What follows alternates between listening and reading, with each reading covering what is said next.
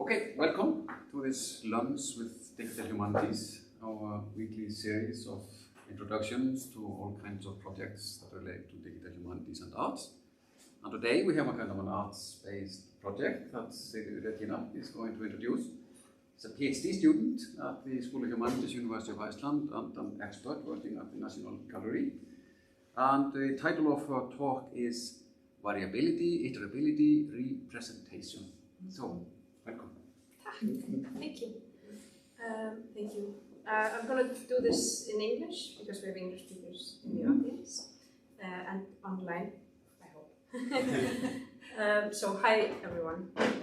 I want to begin by thanking you all for coming to my talk today, and of course the Center for Digital Humanities and Arts for organizing this series of talks. I've been watching online and attending, and it's very valuable, I find, to get these insights into the variety of fields that, and the projects that belong to this field, and all the interesting people that are working on this. Of course, also welcome to people online, if you're joining us there. I have written down my talk because I could keep talking for a couple of hours if I don't stick to a script. But I'm happy to discuss further afterwards, and also you can feel free to stop me and ask or interject if you feel like it. I'm not offended by that. Just to introduce myself quickly and where I come from into this field. I did my undergrad here in this university in cinema studies, and then a master's in cinema studies as well. And then I moved into moving image archiving preservation, and this my two masters I did in New York, NYU. So I worked in filmmaking on the side as well, and I'm currently on the board of Skjaldborg Documentary Film Festival. Highly encourage you, it's on Hvítasunnuhelgi. And then after moving into this kind of area of preservation of film and media, I then moved over to arts and fine arts and the preservation of time-based media artworks, becoming the collection manager of the Living Art Museum, NILO, for a while, before now starting my PhD, which I'm going to tell you a bit about today, and working on a related project with the National Gallery, and I'll tell you about that too. I've written down my talk, yeah, I told you about this already. I want to talk to you today about the subject of my doctoral research, which I am currently conducting within the Vasulka Chamber at the National Gallery of Iceland, under the supervision of Æsa Sigurjónsdóttir. It fits interestingly in the talk series, I think, because I'm looking very much at the relationship between analog and digital material, as well as the movement from one to the other. Yeah, great. It's an art theoretical project, research, that lives with one foot in the cultural studies department, or kind of both feet. It is a position that was created in a collaboration between the National Gallery, Háskóli Íslands, and University of Iceland, and Iceland University of the Arts, with support from the Center of Digital Humanities and Arts.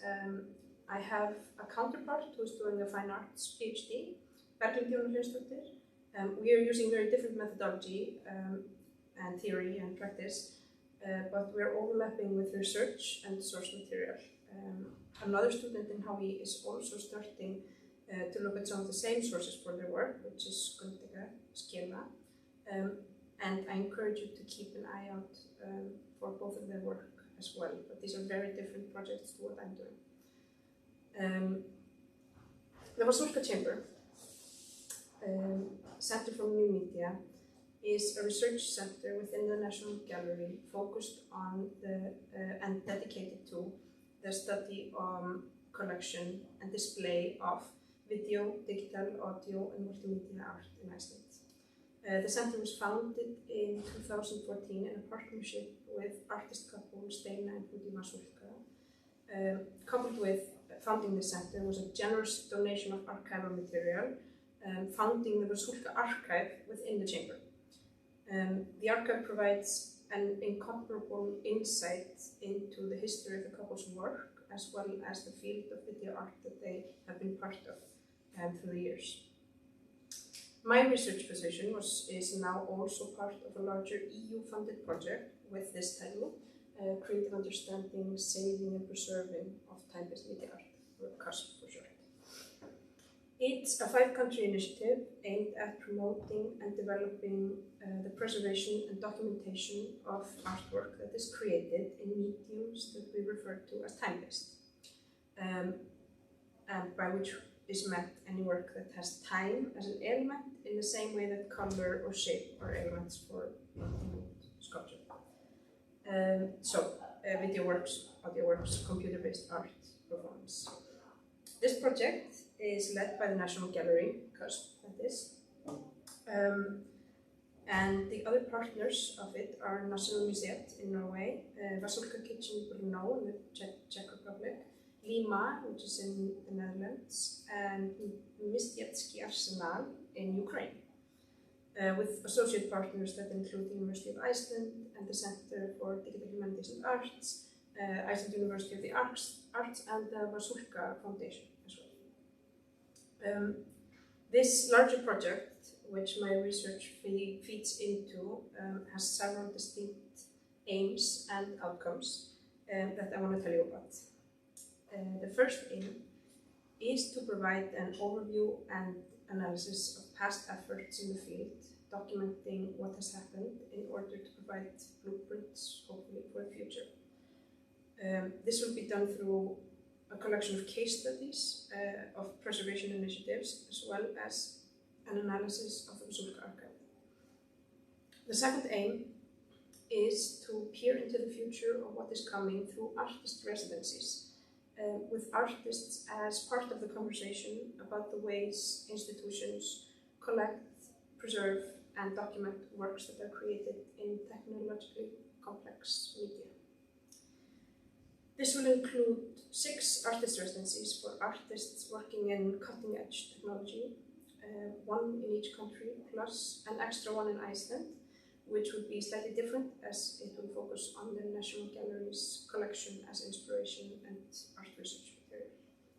The artists will then be visited by time-based media conservators, makes them sound like ghosts, but that's not what I mean, who will observe and conduct artist interviews, creating a back and forth conversation to establish the artistic medium's needs in terms of documentation, preservation, and reinstallation.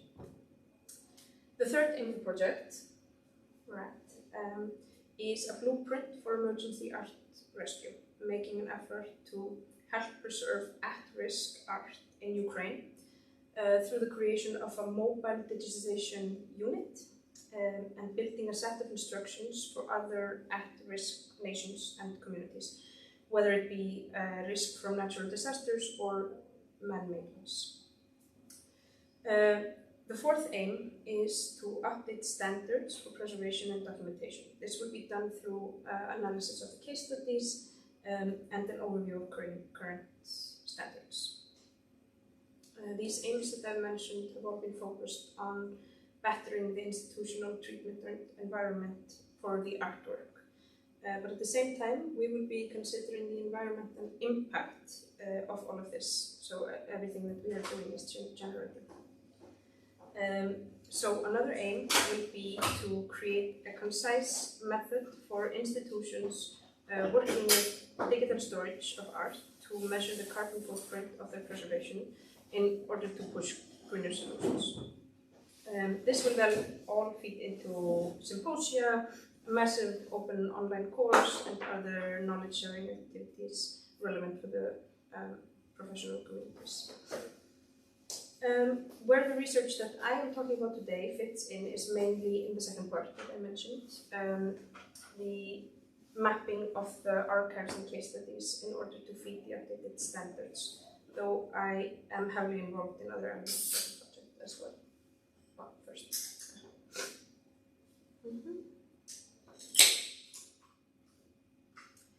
So, in short, my research concerns the preservation of time-based media art, the impact that institutional decision-making has on the preservation and reinstallation of these works, and the viewer's experience of them, as well as the influence of artists' intent on these decisions through artist interviews and archival research. So today I'll talk about one specific focus within my research within these archives, and I want to bring up a few questions. What meaning is produced through curatorial decisions regarding the technical aspects of installing time-based media artworks? How can artist interviews and artist archives influence these decisions? What lessons can be drawn from the challenges posed by obscure media? And can we apply that knowledge to works created with today's newest technologies? And what about the future? I could answer all of these questions with more questions, but today I will try to move a little closer to some answers, and I look forward to discussing all of this afterwards with you if you're interested. Which might also bring me closer to some more answers. But I want to begin by briefly reviewing the history of the theories on which my research is based, and the concepts that we're dealing with. I have also translated most of these terms myself, and will include Icelandic translations on the slides, and I'm very open to discussing my translations and hearing your thoughts on them afterwards.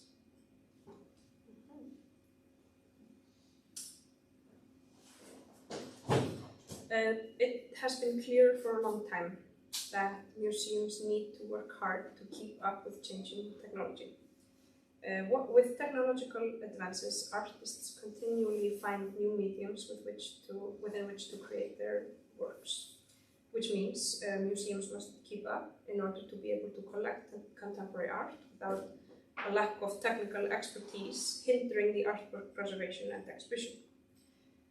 But technological development also raises ethical and theoretical questions, such as questions of authenticity. How do we determine the essence of an artwork?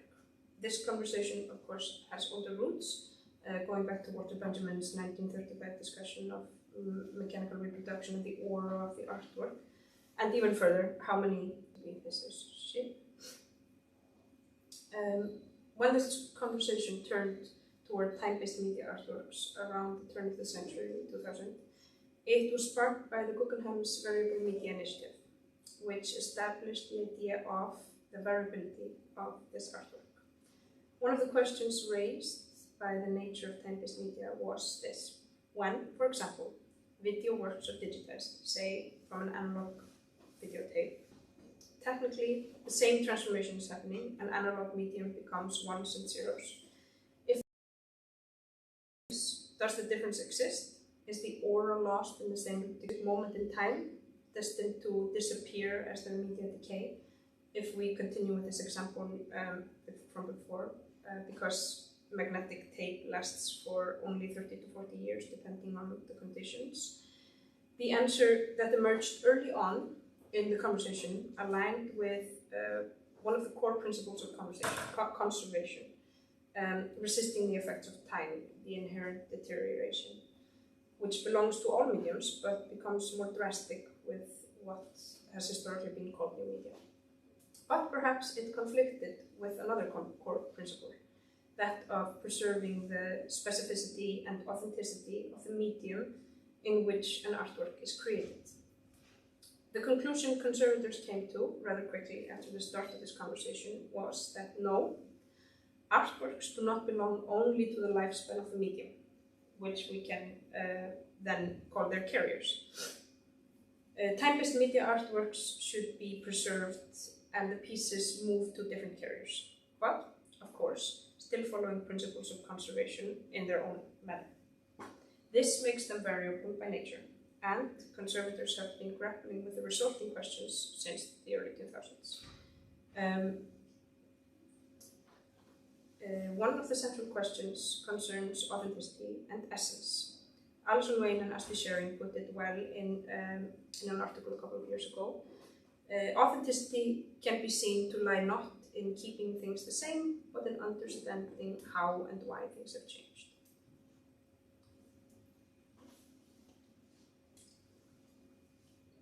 Alongside this variability, we also speak of changeability. And in the article I mentioned, Wayne and Sharing added a third concept to the discussion, malleability. An artwork's changeability is inherent in the work. It is change that occurs in the normal operation or exhibition of it, such as when a device is switched on, or changes that occur while the work is running, like shifts in color or movement. Variability refers to changes made in the artwork in order to preserve or continue exhibiting it, such as digitizing a tape or replacing monitors. These changes follow a conceptual framework and adhere to conservation values, no irreversible changes, fidelity to the original and to the work's core meaning, its essence. Then, finally, there's malleability, which refers to unpredicted or spontaneous changes that arise from exhibition of the artwork or from interaction with the outside world, even decay or weathering. Each viewer experiences the work differently each time it is viewed.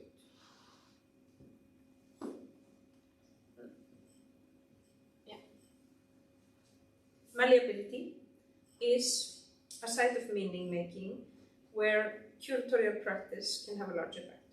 In what context is the work shown? What framework is created? Curating is inherently performative, according to Paul O'Neill, and built on communication with the viewer. Reception is the red thread here. To manage the variability of artworks, a documentation was developed that focuses on iterations. With each iteration, the artwork is realized anew. Glenn Wharton used the model of object biography to discuss variability and noted that artworks that are meant to be reinterpreted for each iteration are considered variable. Each exhibition marks an event in the artwork's life story and can influence future installations.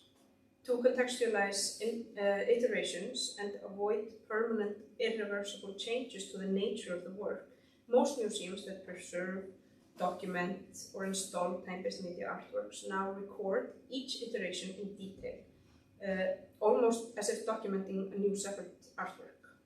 This iteration report is kept alongside an identity report, which describes the original iteration and the elements that are unlikely to change. So this report, in effect, defines for the museum what the work's essence or core meaning is. Paulo Cerci compared film to opera as an art form, but the comparison applies even better to time-based media art and its variability. Each iteration is unique, like an opera production. The title may be the same, but it is impossible, and perhaps undesirable, to recreate another iteration exactly.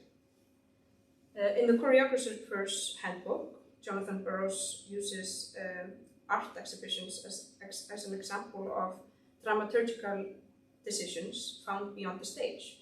He invokes Gerhard Richter's distinction between the what and the how, the latter being interesting but never as important as the material itself. He then compares this to choreographers who elevate the how, perhaps in keeping with the nature of their art. This connection between dramaturgy in the performing arts and the visual arts extends to curatorial practice in general, especially when dealing with time-based media artwork. The thread that ties this together is reception theory, and in recent years the importance of the viewer in interpreting time-based media art has been becoming central to many theorists, especially regarding large installations and, of course, performance. This is where the idea of malleability enters the discussion. But I want to bring all of these reflections into a recent example of an exhibition in Iceland. Last fall, a large retrospective of Steina Vasulka's work opened in the country's two largest art museums. Steina is a pioneer in the use of diverse video technologies in art, and the reinstallation of her work offers a unique opportunity to explore these questions that I've mentioned through a relevant case study. The exhibition honored one of the most significant artists in Icelandic art history and placed her life's work in an art historical context. Steina and Woody Vasulka have had enormous influence on the scene, both through their artistic practice and through the working environments that they created for other artists, like The Kitchen in New York.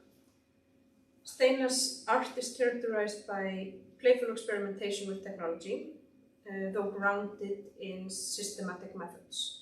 According to Steina, the couple sought to work on equal footing with machines, letting the machines propose what should be created, letting the machines show them the way. One of the defining features of Steina's work is variability, built into the life of the work long before it enters any museum collection. Her works and the couple's works together have undergone constant change over the years.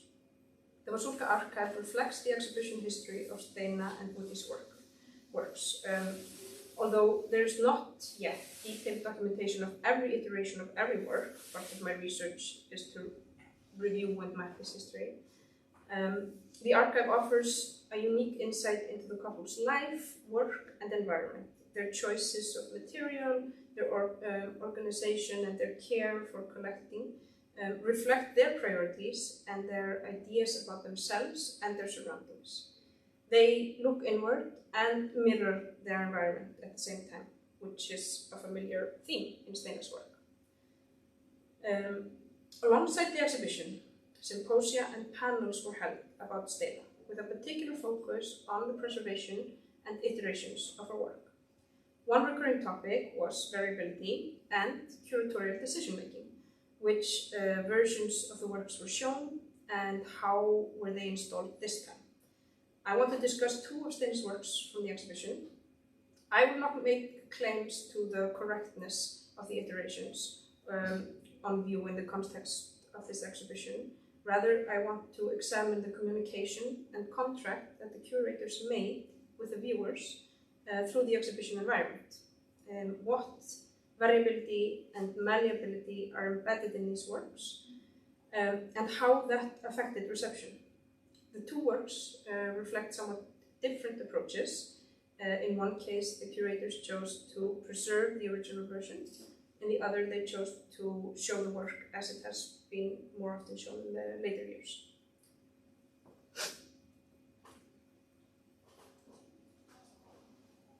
First, we have Tokyo 4.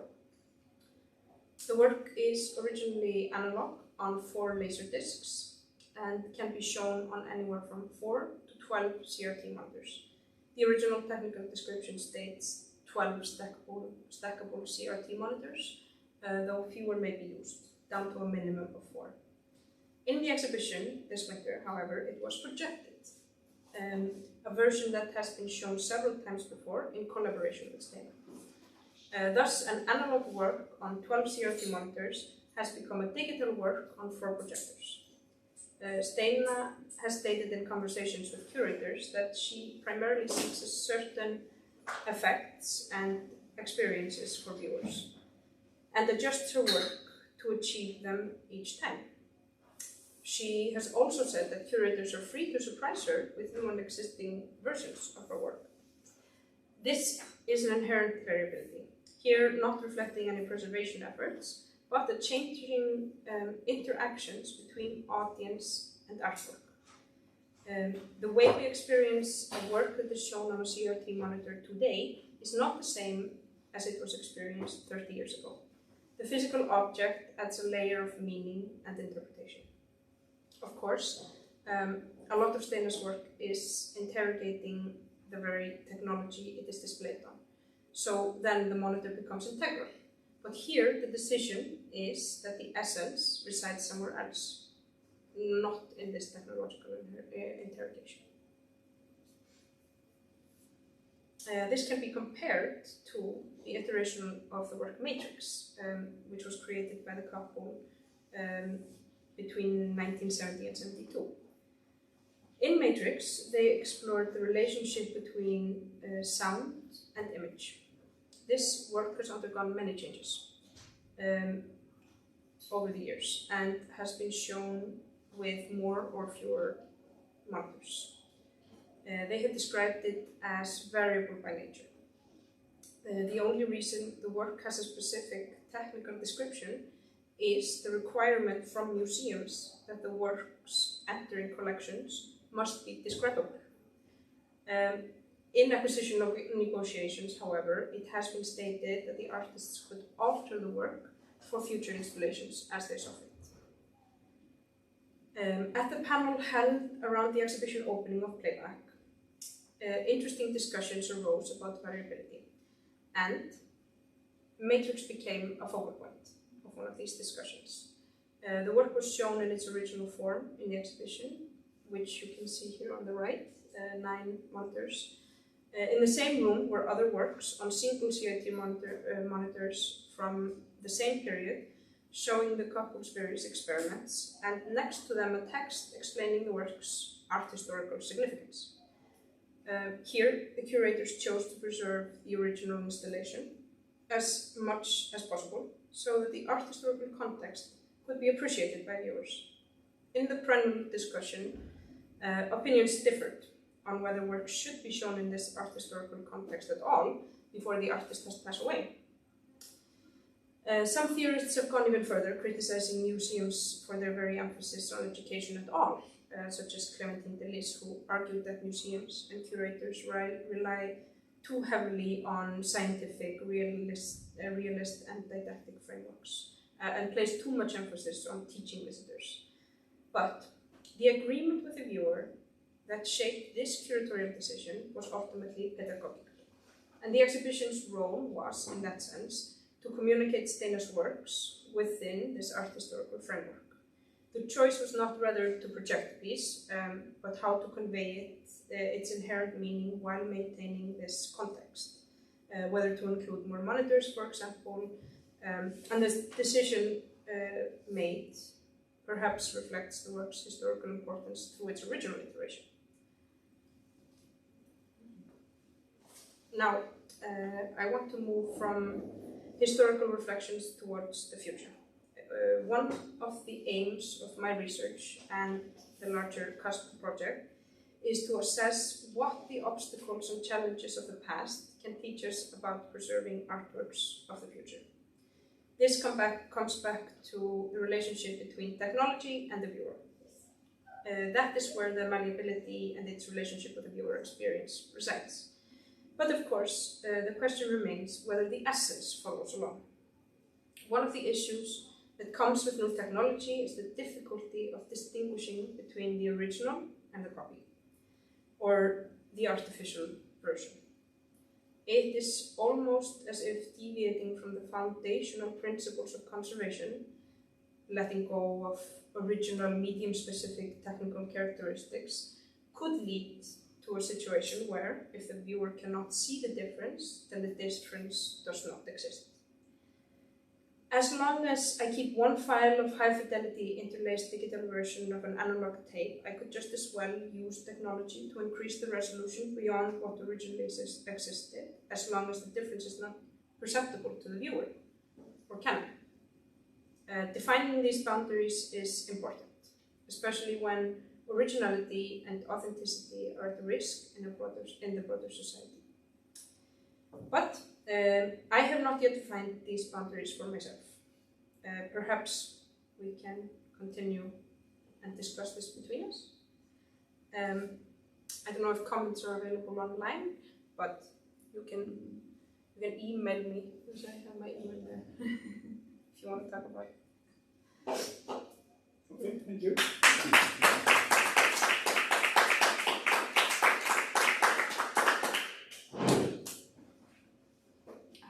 Any questions?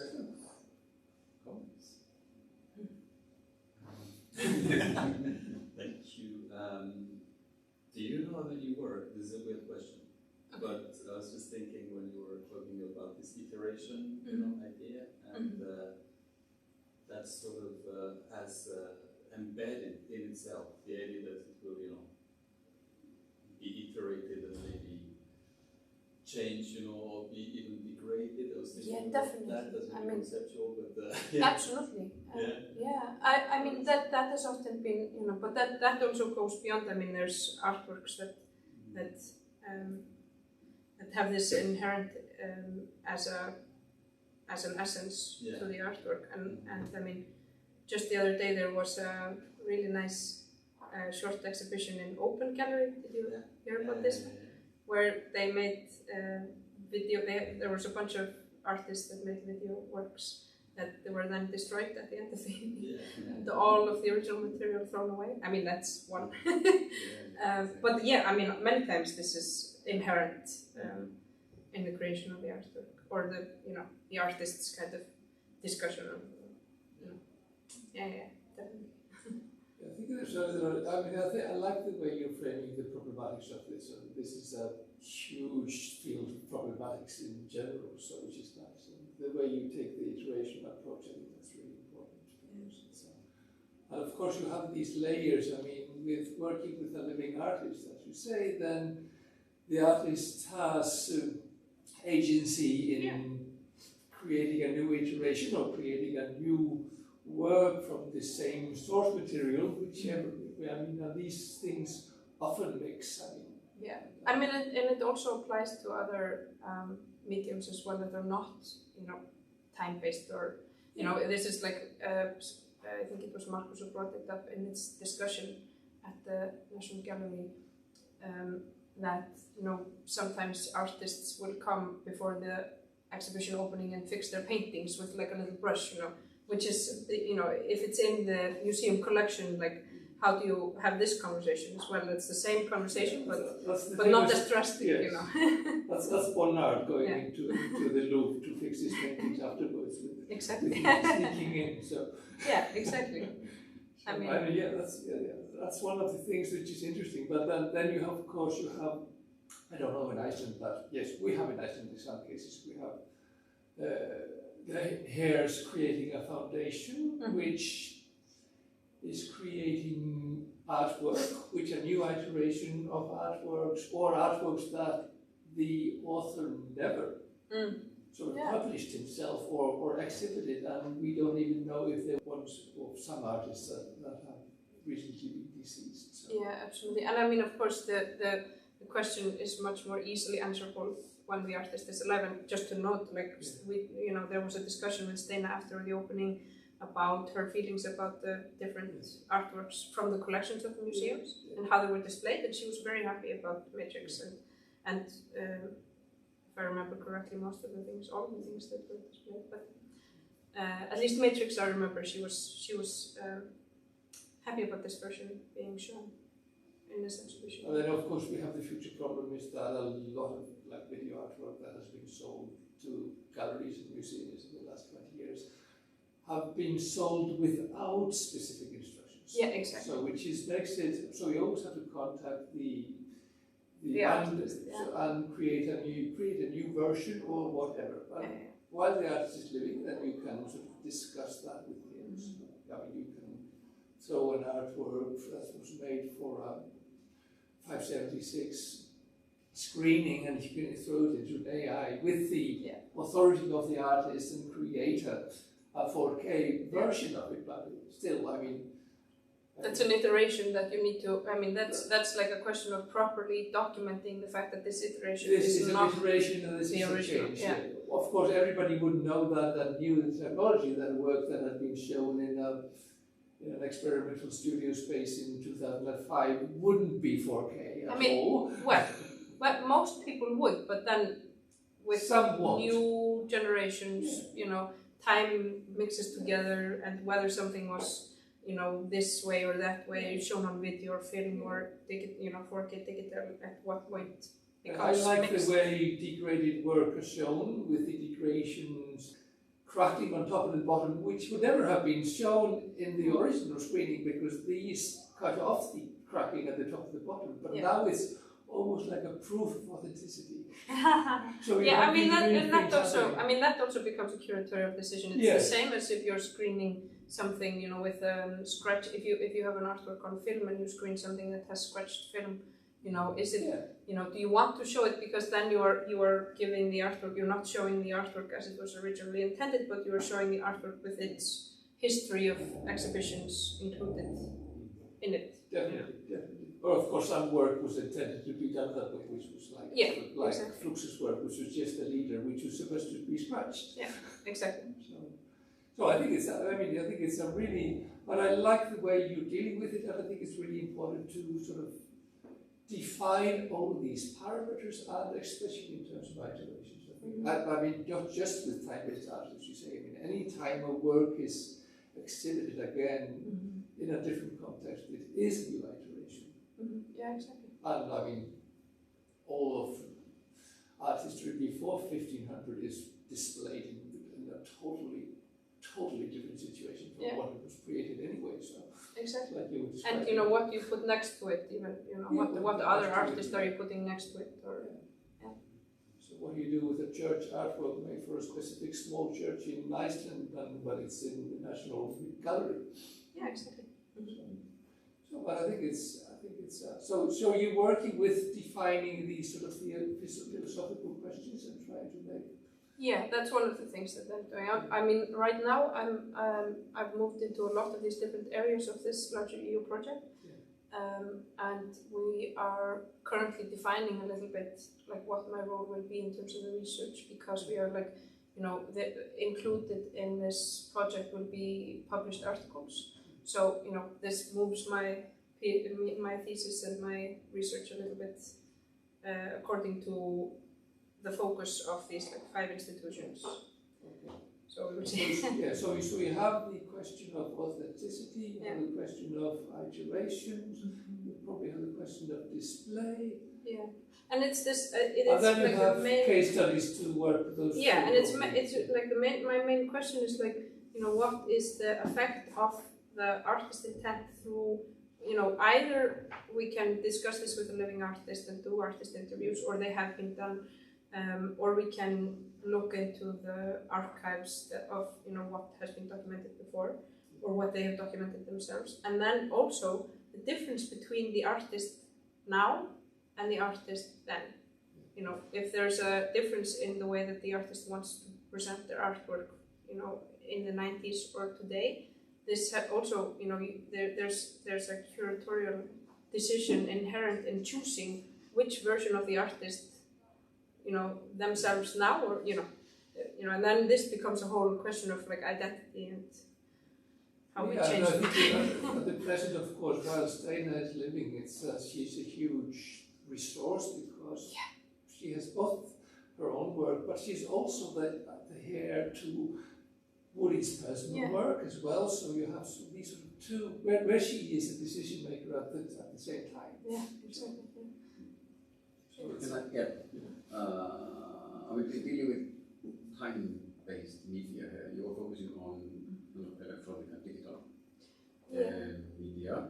And there are a lot of, just to mention that, there are a lot of issues that you raised here that are also very much on the agenda in digital humanities in general, where we have a lot of old digital works. And this is kind of much more advanced than I think the discussion there is in general. But I just want to ask about, time-based media. I mean, this is not the only media that is time-based. No, it's not all the work that is basically made in media that kind of rots away. Yeah, exactly. I mean, basically. But you are focusing on digital, electronic. Yeah, well, I mean, also it depends on a little bit. It's like a fluctuating definition, but it is like inherently all art can be termed time-based because of the effects of time on art, all art.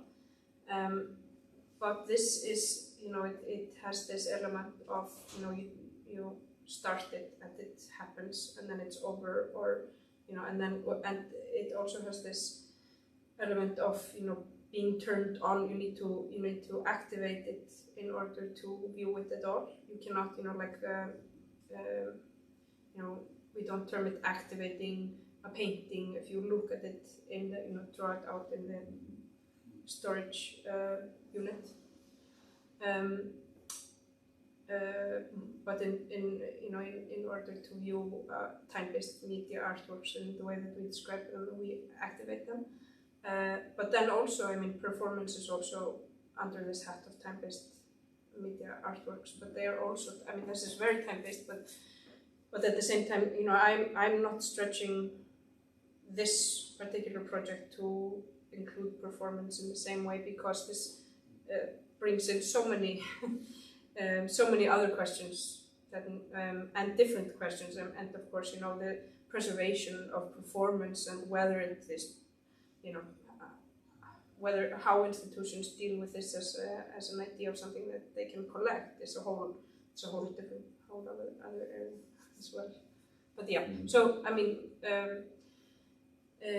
technological media within the frame of time-based media, of course. But of course, you will have to include performance in the work of early works of Stein. Exactly. The original wasn't where you had a performance, and what we have now, the iteration, is a film video, made of the performance that was then put onto video. So it was like this work. Like this one. So you have very, I mean, like these works where they were sort of using magnets on the side of the TV set to. Exactly, and there's that's definitely, and these have also been studied. There have been case studies of violent power, for example, and the preservation of violent power, which goes into this, you know, these different iterations of violent power as a performance, as a, you know, video work, and then how it has been displayed as well. And this was done by Lima, which is partnering in this big project with us as well. And that's a really interesting case study. Oh yeah, I can send it to you. It's not a question. It's more there's a place in France which is like a archive, and they work specifically with digital media and the really good questions of conservation. Okay. And it's a bit obscure. Maybe you know it already. I just heard about it because I was going to go there and it didn't happen. But yeah, I'll send it to you. It's called Espace Multimédia Cantenaire. I'll send it to you. You sent it to me. Yeah. I'm But bad it's at really- French. And they publish also books about, you know, conservation of Nice. digital art and things like this. And, you know, Maybe I would be familiar with some of these, but it's my French is not so good. But I know they're also open for people coming to do residencies and things. You know, Yeah. so I think- Nice. Super. Yeah. Awesome. Thank you. Sounds nice. So I think we should Yeah. end up calling this to a close. Yeah. So thank you again